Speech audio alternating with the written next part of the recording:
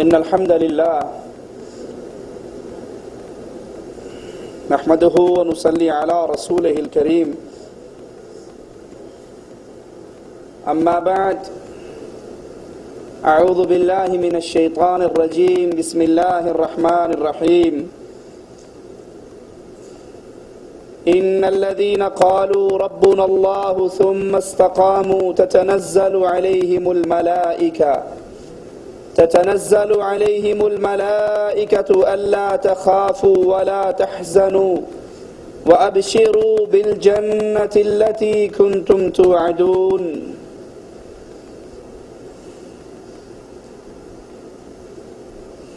یہ دنیا مسافر خانہ ہے. یہاں جو آتا ہے وہ جانے کے لیے آتا ہے. مستقل دل لگانے کا یہ ٹھکانہ نہیں ہے. نہ یہاں کوئی ہمیشہ رہا ہے، نہ رہے گا، نہ رہ سکتا ہے. ہماری یہ زندگی سفر ہے جس کا اختتام کسی بھی لمحے کسی کا بھی ہو سکتا ہے. رسول اللہ صلی اللہ علیہ وسلم فرماتے ہیں کہ میری امت کی عمر 60 اور 70 سال کے درمیان ہے. 70 کے ہندسے کو بہت تھوڑے لوگ کراس کریں گے. اس زندگی کی اس گاڑی نے دو میں سے کسی ایک اسٹیشن پہ بریک لگانی ہے. یا تو یہ زندگی ختم ہوگی جنت کے دروازوں پر یا جہنم کے گڑھے پر. اسی لیے حدیث میں آتا ہے کہ قبر یا تو ریاض الجنہ ہے، جنت کا باغ ہے، یا پھر جہنم کا گڑھا ہے، آگ کا ٹھکانہ ہے. اسی لیے مردہ کہتا ہے جلدی لے کر چلو، جہاں تم مجھے لے جا رہے ہو وہ تو جنت کا باغ ہے.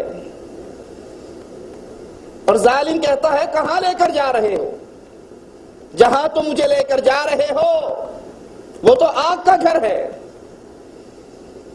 دعا کیجئے اللہ ہماری زندگی کا اختتام جنت کے دروازوں پہ کر. ہماری موت جب بھی آئے ہمارا خاتمہ اچھا ہو، ایمان پر ہو، اللہ کی رضا پر ہو، اللہ سے محبت پر ہو. حسن خاتمہ اور سوء خاتمہ، اچھا اختتام اور برا اختتام، دونوں میں سے ایک انسان کا مقدر ضروری ہے. حسن خاتمہ یہ ہے کہ بندے کو مرتے وقت، مرنے سے پہلے یہ توفیق نصیب ہو جائے کہ وہ ان کاموں کو چھوڑ دے جن کاموں کے کرنے کی وجہ سے اللہ کا غضب اترتا ہے. اسی لیے رسول اللہ صلی اللہ علیہ وسلم فرماتے ہیں خوش نصیب ہے وہ شخص جو لمبی عمر پائے اور اس لمبی عمر میں اسے نیکی کرنے کی توفیق مل جائے. عمر بھی لمبی ہو اور اس لمبی عمر کے اندر وہ نیک اعمال کرتا رہے، یہ خوش نصیب ہے. اور بد نصیب ہے وہ جس کو لمبی عمر ملے اور لمبی عمر کے اندر وہ گناہ پہ گناہ کرتا جائے. حضرت انس سے روایت ہے، صحیح مسلم کے اندر موجود ہے، رسول اللہ صلی اللہ علیہ وسلم آتے ہیں جب اللہ تعالی کسی بندے کے ساتھ بھلائی کا ارادہ کرتا ہے تو اسے ایسے کام میں لگا دیتا ہے. صحابہ پوچھتے ہیں یا رسول اللہ صلی اللہ علیہ وسلم کیسے کام میں؟ فرمایا مرنے سے پہلے اس کو نیک عمل کی توفیق دیتا ہے. وہ جو ہی نیک کام کرنا شروع کرتا ہے اللہ اس کی روح کو قبض کر لیتا ہے. یہ حسن خاتمہ ہے. مدینہ شریف کے اندر ایک یمن کا آدمی ان پڑھ، قرآن پڑھا ہوا نہیں تھا، قرآن پڑھنا نہیں جانتا تھا، لیکن دین سے محبت، قرآن سے محبت کرتا کیا تھا؟ میرے نبی کی مسجد میں بیٹھا ہوا جس کو بیٹھے فارغ دیکھتا قرآن پاک لے جا کر اس کے پاس پہنچ جاتا. کہ بھائی ذرا قرآن تو پڑھ کر سناؤ. میں پڑھا ہوا تو نہیں لیکن کسی سے سن تو سکتا ہوں, مجھے قرآن تو سناؤ. وہ قرآن کی تلاوت کرتا, یہ بیٹھ کر سنتا. وہ اپنے کام سے اٹھ جاتا, یہ قرآن لے کر کسی اور کے پاس پہنچ جاتا. پچھلے دنوں کی بات ہے. اسی طرح وہ نماز کے بعد قرآن لے کر ایک نمازی کے پاس پہنچتا ہے کہ قرآن پڑھو, میں تمہاری زبان سے قرآن سننا چاہتا ہوں. قرآن پڑھتے ہوئے وہ پڑھ رہا ہے, یہ سن رہا ہے. سجدہ تلاوت آتا ہے, دونوں سجدہ ریز ہوتے ہیں. پڑھنے والا سجدے سے اٹھ جاتا ہے, یہ سننے والے کی روح اللہ سجدے میں قبض کر لیتا. یہ حسن خاتمہ ہے کہ زندگی کا اختتام ایسی حالت پہ ہو کہ اللہ نیکی کی توفیق دے اور انسان نیکی کر رہا ہو اور اللہ اس کی روح کو قبض کر لے. اللہ ہم سب کی زندگی کا اختتام جب بھی کرے اس حال میں کرنا کہ ہم زندگی میں سب سے بہترین عمل کر رہے ہوں اور تو ہمیں اٹھا کر اپنے پاس بلا. اس کی چند علامات ہیں. سب سے پہلے انسان جب وفات کے قریب آتا ہے وہ جان لیتا ہے اور لوگ اس کی اس ظاہری علامات کو دیکھ کر سمجھ لیتے ہیں کہ اس کا خاتمہ نیکی پر ہو رہا ہے.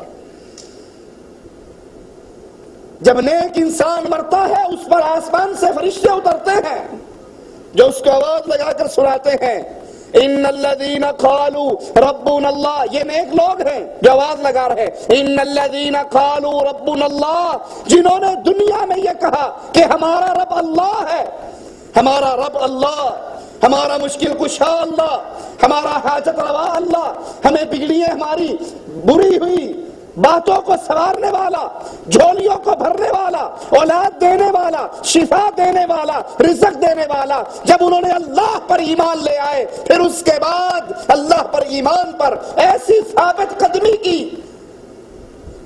جب انہوں نے کہہ دیا کہ اللہ ہمارا رب ہے, ثم استقاموا, پھر اس میں ڈٹ گئے. کوئی انہیں وہابی کہے, کوئی انہیں گستاخ کہے, کوئی انہیں مار ڈالے, کوئی انہیں اذیت دے, کوئی ان سے رشتہ داری توڑ دے, لیکن اللہ کی توحید کو سمجھنے کے بعد پھر شرک کی طرف جھانکتے بھی نہیں تھے. ان کا اختتام کیا ہوگا؟